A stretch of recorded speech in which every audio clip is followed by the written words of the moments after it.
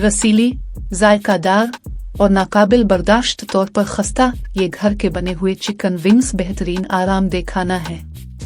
Chicken wings बनाने की आसान तरकीब।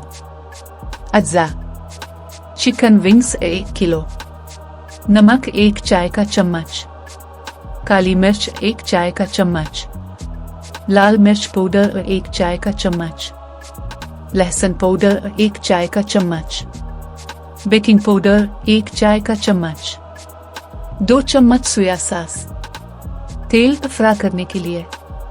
तरकीब: चिकन विंग्स को अच्छी तरह धोकर खुश्क कर लें।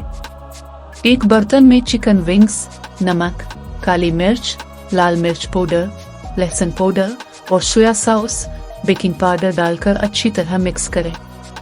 20 से 30 मिनट के लिए मैरिनेट होने दें।